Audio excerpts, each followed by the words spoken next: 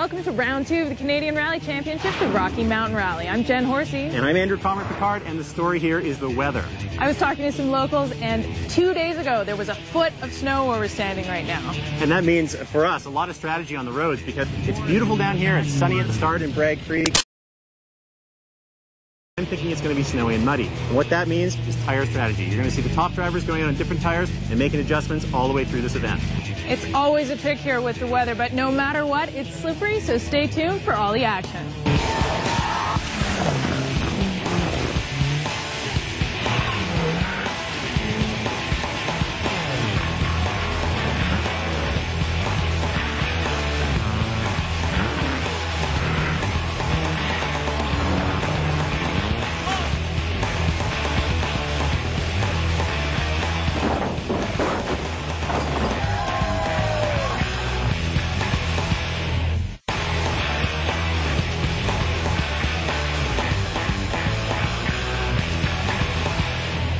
Welcome to the 2007 Rocky Mountain Rally. After one race, the standings in the Canadian Rally Championship look like this. Our own ACP is in the lead with 22 points. Matt Aereo is right behind me in second with 17. Antoine Lestage's third place finish at Rally Parsonage earned him 14 points. Sylvain Eriksson is in fourth in his new Subaru WRX. And rounding out the top 5 is Martin Gauvin with 10 points. With only one rally down in the run for the Castro Cup, it's still anybody's race. Andrew Picard is in the early lead, and Antoine Lestage is in third place, but as last year's Canadian Rally Championship winner, he's got to be an early favorite. The first event of the season was the Rally Parsonage in Maniwaki, Quebec. Sylvain Eriksson knows those roads very well, and his aggressive driving put him in contention early. But while he was familiar with the course, he was unfamiliar with his new Subaru, and he slid off the road. Last year's winner, Antoine Lestage, led for most of the race, but he couldn't keep it on the road either. He lost 9 minutes in a ditch, but put in a heroic effort to make it back onto the podium and take third place. And our own Andrew Picard was in first place going into the final stages, 1 minute ahead of American Matt Aereo. Aereo managed to make up 45 seconds, but it wasn't enough, and Andrew won his first career Canadian Rally event, giving him the early points lead. The Rocky Mountain Rally is 34 years old and takes place the last weekend of May in the hills outside of Calgary, Alberta. It's a 2-day rally, 14 stages covering 186 competitive kilometers. The Friday is 6 stages, 65 kilometers through the breathtaking Kananaskis country west of Calgary. Saturday is much longer. We'll run the last 8 stages covering 121 kilometers in the Porcupine Hills south of Calgary. This rally has great roads winding through the mountainsides along fast ridges, downhill and uphill hairpins, and difficult conditions. You got to be pretty brave in the mountains, but if you're a good technical driver, you can do very well. I love this rally.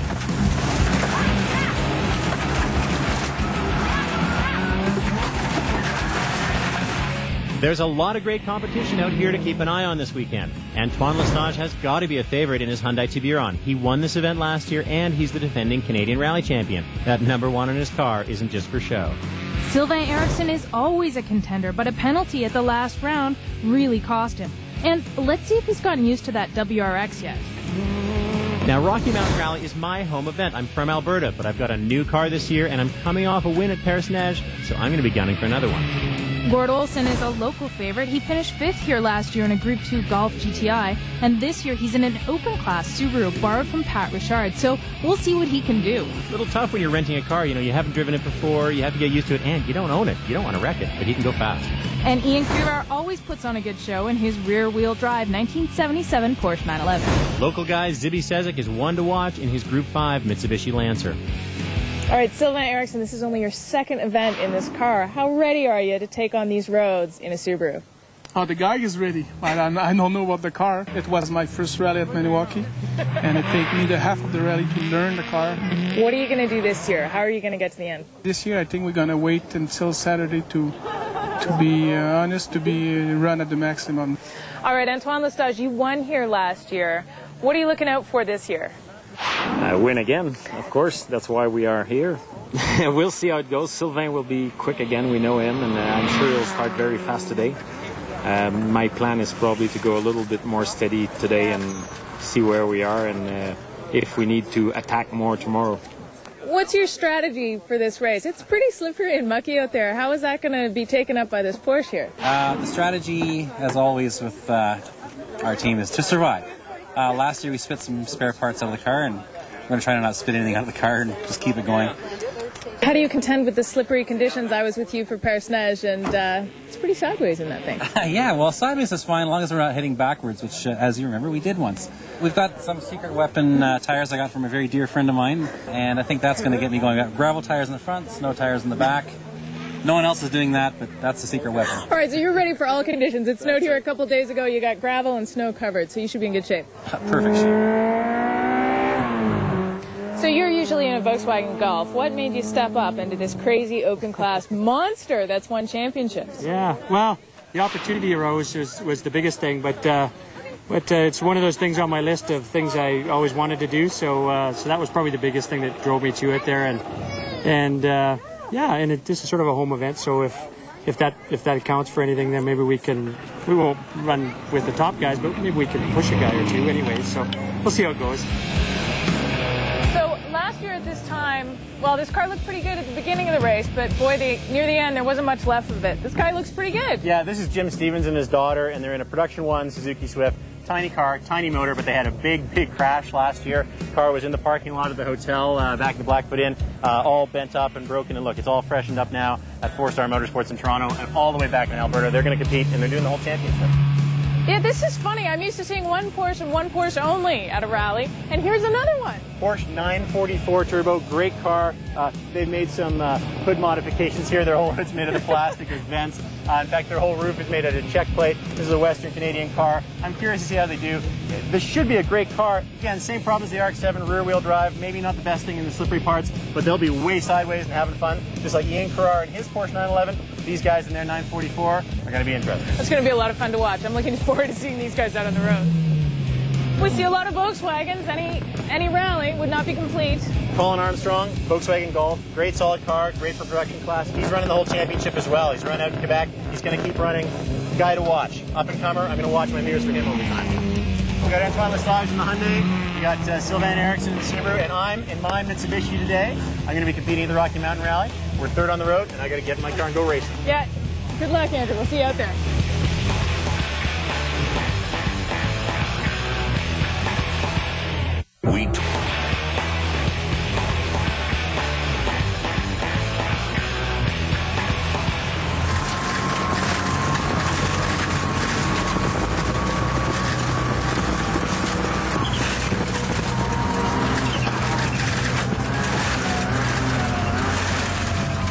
And the first 2 stages of the 2007 Rocky Mountain Rally are underway. Antoine Lesage is the first out on the course, and he's making pretty good time. Yeah, he's not pushing too hard. He's the first car out on the road, and traditionally the first day sees a lot of drivers go off. He's playing it safe. Sylvain Eriksson is having a good run, too, keeping pace with Antoine. But, Andrew, you actually had the fastest time on both of the first 2 stages. Yeah, I'm just getting used to this new car, but I don't have a significant lead over these 2 other guys, maybe 10 seconds at this point. And Gord Olson is in 4th place after 2 stages, but he's over a minute back behind you guys. He's going to have to push a little harder if he wants to make it to the podium. And there's Colin Armstrong, local hero, going hard. Antoine Lesage, how were the first couple of stages? Okay. Took it a little bit easy, but just a small problem at the end of the last one. We had overheating, so we had to slow down for the last 5Ks, let's say. But apart from that, it seems okay. I hope it's nothing bad and it's something that they can sort out. But apart from that, it's okay. Steady pace, not taking any big chances. And what are the conditions like? It's beautiful and sunny here, despite the snow a couple days ago. What's it like? Is it wet out there? It's mostly dry with some wet spots, but no snow, and yeah, nice conditions. A little bit soft, and being first on the road, I have to clear a lot of loose gravel, so that might cost me a little bit of time too, but it's okay. In general, it's okay. So never a dull moment, Andrew. I hear you picked up some time already. You're on the wrong tires, they're on the right tire. But I've been on gravel a lot lately, they haven't. They're going to get faster. And the weather conditions tomorrow are going to be totally different. So I'm going to go out now with a different tire strategy. Even though we won those 2 stages, we're going to go out with more of a gravel tire because we were on a mud tire. Those uphill stages there are just a drag race uphill. and now the bravery comes in for the downhill sections.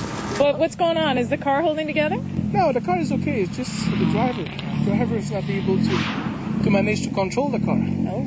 I do so many mistakes on the last stage. Oh, many mischief, many fighting with the pace note, with the note, and it was not perfect stage for us. But you got so much of the race left to run. How are you going to get back on your game? Yeah, of course. I mean, we just, at the end of this stage, we work together. At the beginning of the stage, we're fighting all together. And now at the end, it's going better. I hope so. The rest of the rally is going to be like that. How's it feeling? Feels really, really good, actually. Got a flat tire on the last stage, so we just sort of nursed it out of there and changed it on the transit there. But the rest of it feels really good. I mean, it's the grip is really good out there, and no complaints that way. How much time does a flat tire cost you? How far did you have to drive on that tire? Be probably 4 to 6K, probably. I didn't know how much to slow down. I didn't want the tire coming apart and tearing something else up this early, for sure. So I think we were probably just under a minute behind them guys in front of us. So I'm thinking probably half a minute or something. So. Warren! Yeah, flat tires are my new friend. I'm out of the trees and I'm into flat tires now. What the heck did you do to this tire? There's nothing left. Drove out on it. I wasn't stopping. Had a fly. We drove probably 10K on it. 10K Only got passed by one guy, though, so it's okay. So 10K on a front tire. Now, wisdom would say that you might stop and change that. Did you make the right call by driving it out? 100%, yeah. We lost maybe a minute and a half. There's no way we could change it in a minute and a half. So my secret weapon, bad idea. It was nice and dry and fast and gravelly, but it was loads of fun sliding all over the place. But anyway, we're going to change tires. Right, so you're looking for 4 gravel tires for the next leg. That's right, 4 gravel. That's the secret weapon. I got mixed up. All right, so I've been telling Ian he's crazy for the last couple of years for running a Porsche, and now here's another one. What are you doing in a Porsche at a rally? Well, we seen you on TV talking about this crazy guy in a Porsche, so we figured we had one sitting, so let's put a cage in it and have some good fun. What kind of advantage does this piece of plastic here give you? A slight bit of cooling and lightweight is what the idea is, to get rid of that weight that we stuck on the bottom, counteract it. These are the challenges of running an unconventional car. Why wouldn't you be in a Subaru or a Mitsubishi or something like we're used to seeing? Because you're used to seeing them. Rally Chat, brought to you by Subaru. Think, feel, drive. Rally cars are based on production street cars, but we do a lot of things to make them lighter, faster, and stronger. And one of the things we do to do that is use a lot of exotic materials. So down here is my skid plate. This is made of carbon Kevlar. This is layers of Kevlar fabric bounded with gel, and it protects the whole underside of my car. This stuff's very expensive, but incredibly strong and incredibly light. Similarly, we use polyurethane in a lot of places. This is a shield. You can see it's already got mud on it from one of my wheel wells to protect things. Quite expensive, flexible, resilient material, but we use it in a lot of places to protect the car. Now, going under the hood of the car, normal radiators in cars have some steel element to them, some aluminum element. Our radiators are all aluminum. They dissipate heat better. They're lighter weight, just better for racing. We even have aluminum tape to help the ducting, to help the air go through in a good way. Moving on to the brake rotors, say here. This is a front brake rotor for my car. The pistons are made out of titanium, a very rare metal, very light, extremely heat resistant, and very expensive. Also under the hood, you see we've got silicone shielding for the stainless steel lines and aluminum fittings. This is an aircraft type of piece here. It's stronger, it's lighter, it's more reliable. Back here you see we have more stainless steel tubing, and this is an aluminum canister, a remote canister for the shock absorber. So even the shock absorber has extra gas in it, and this is filled with nitrogen. So all of these things are expensive, rare materials that we use to make the cars lighter, faster, and stronger. Rally Chat, brought to you by Subaru. Think, feel, drive. Ian, what the heck's going on? The car died. All right, so big drama for Ian Crear. The car wouldn't start right on their minute as they're trying to check out of service. They got a whole bunch of guys, including some volunteers who are not even from their crew, have never looked at the car before in their lives, and they managed to get it to fire. And, oh, here it goes. Looks like he's going to make it. Stages 3 and 4 are the same as the first 2 stages, but teams drive in the opposite direction. Stage 3 was the site of Antoine Lestage's infamous crash a couple years ago, and Frank and Dan Sprongel flipped a few times there last year as well. Everybody's keeping it on the road today, though. But that's not for a lack of trying. A few teams take a particular wrong turn. Here's the Manettes in that Porsche 944. They've gone the wrong way. They're having to correct and get back on the road. Wow, U-turn. That does not feel good from the co-driver's seat. And here just a couple minutes later, Mark Jennings-Bates and Jennifer Daly make the very same mistake. Yeah, you got to think there's something about that road that's distracting people off onto it. Very fair mistake, but man, you're losing time. And now here's the Zedrills having the same problem. I don't think I've seen so many wrong slots in a single corner for a very long time. And here's Chris Walsh and Adam Vokes. They sail through the tape in their Impreza. What is causing all these missed turns? Is it a bad note? No, I'll tell you what's going on here, Jen. The Rocky Mountain Rally runs a bunch of roads in different permutations, and some of these local teams think that the stage is being run like it's going to be run later in the day, and it's taking them off the road. Antoine Lestage and Natalie Richard post a couple of great times on these stages to go into the lead. It looks like they've solved their overheating problems, and they're on fire.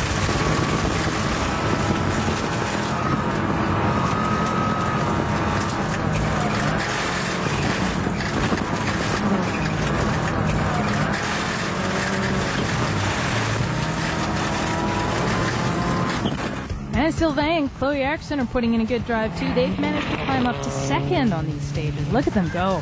Yeah, look, and that's a drop to the inside there. Sylvain Erickson isn't afraid of taking the car a little bit into the ditch. And ACP, there you are with Brian Maxwell in the co-driver's seat. You guys aren't far behind. Car's going well. We're having fun. And ZB Sezik and Tomasz Karzinski are climbing up the leaderboard in their Group 5 Mitsubishi Lancer. And here's the Narinis out from Ontario, dropping parts off their Subaru Legacy. All right, Antoine, so you're in a different position now from last time we spoke. I guess you fixed the problem. No, the problem is not fixed. We still had to drive a part of the long stage with no anti-lag, low boost, because temperature was very high again, and I think it's something that we won't be able to sort out, so we'll have to be a little bit more conservative. That stage is always good for me coming back.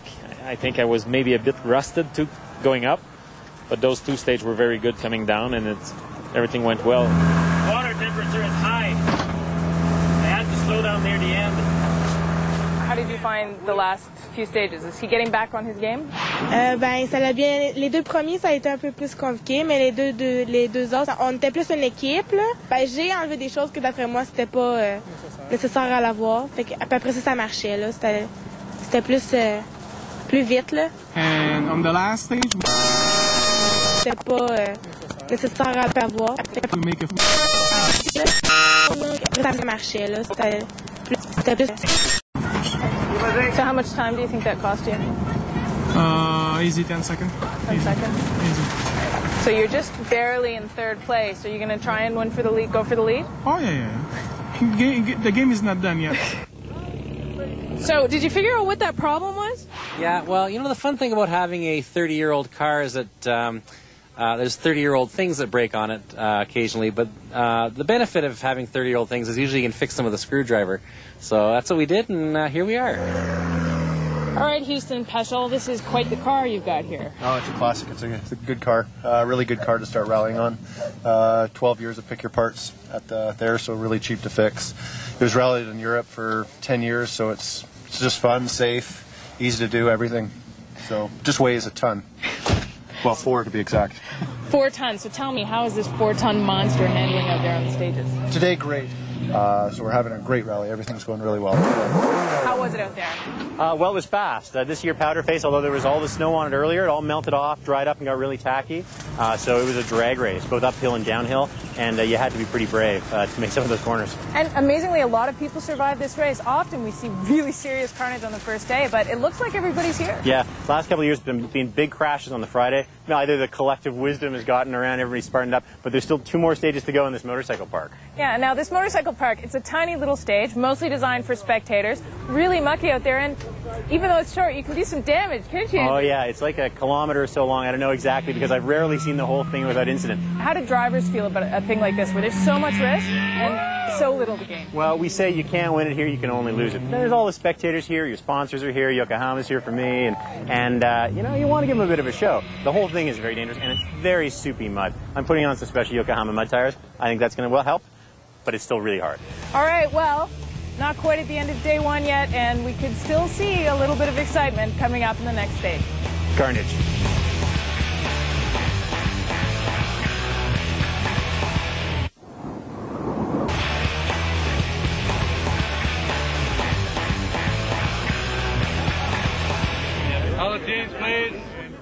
Sean has an announcement. We're going to do one run in the reverse order. We'll change the maximum penalty to 3 minutes. All right, so this is a scene you don't see very often. We're at basically the start of a stage, and here's the entire field assembled for a meeting. Yeah, you know, there's a great sort of diplomacy and democracy in rallying, and I got to say, at the Alberta rally, often there's a problem with weather. We've run stages out in the mountains where should we run it, and they've come up with this thing for the motorcycle park because the two-wheel drive cars probably aren't going to make it up the hill, where either you take the time that you run, or you can choose not to run it and take a time of 3 minutes. Now, that's a bit tough. I think we in the top cars will probably go a minute and a half, minute 45. By the time you're down in the middle of the pack, it could take them 3 minutes. So the great thing is, here we are with all the drivers and co-drivers. We've made the decision, and now we're just all going to go for it. Yep, so we'll see who goes and who's going to get that 3-minute time. You're not going to get stuck, are you? Are you kidding me? I'm going. I'm here for shame or glory. So we're running it. Dude, do you think that's a good idea? All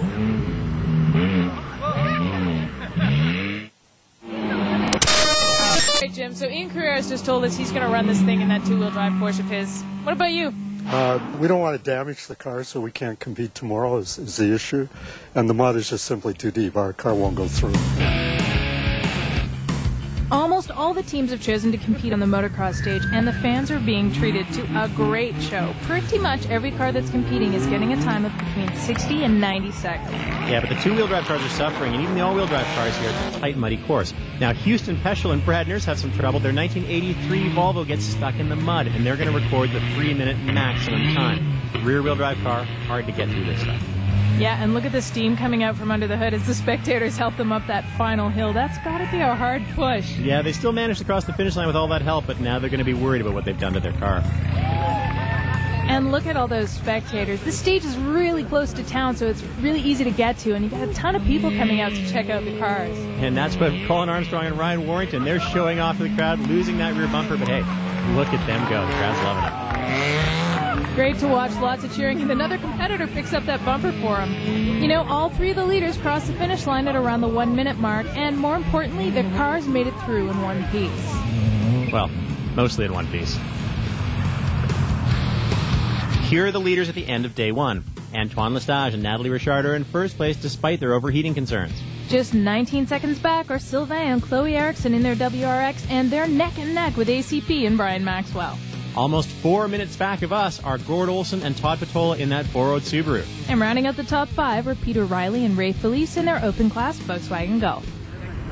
That's it for day one here in Calgary, Alberta at the Rocky Mountain Rally. We had 4 fast, long stages out in the mountains and 1 short, super special stage in the motorcycle park here near Calgary. Now the cars will go back, get worked on overnight, get ready for day 2. Lots of excitement already, but still lots of excitement still to come, so join us next time for day 2.